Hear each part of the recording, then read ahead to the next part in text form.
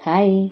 നമ്മുടെ ചെമ്പരത്തി ചെടിയുടെ വർണ്ണവിസ്മയമായ മറ്റൊരു കാഴ്ചയാണ് ഈ വാസ്ക്മാലോ എന്ന വെറൈറ്റി ഇനം നമ്മൾക്ക് തരുന്നത്. നമ്മുടെ ഒരു നൊസ്റ്റാൾജിക് ഫീലാണ് അല്ലേ? അപ്പോൾ ഇവരെക്കുറിച്ച് കൂടുതൽ എല്ലാവർക്കും അറിയുമോ? ജസ്റ്റ് നമുക്കൊന്ന് ഗൂഗിളിലൂടെ ഒന്ന് യാത്ര ചെയ്തിട്ട് വരാം.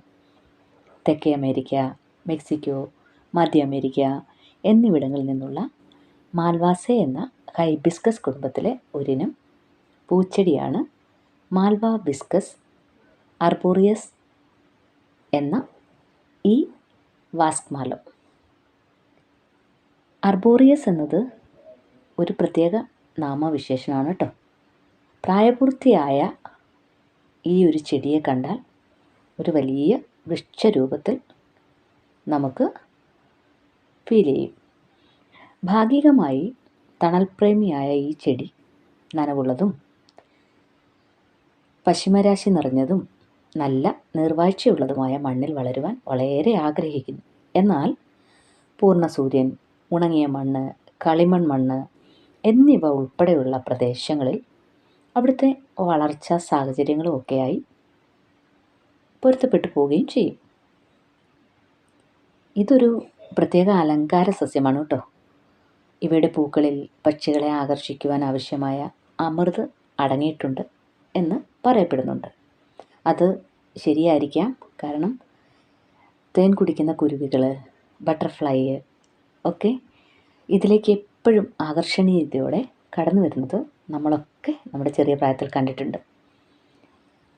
അതിലേറ്റവും കൂടുതലായിട്ട് വരുന്നത് ഹമ്മിങ് ബേർഡ്സ്, ചിത്രശലഭങ്ങൾ ഇതൊക്കെയാണ് കേട്ടോ.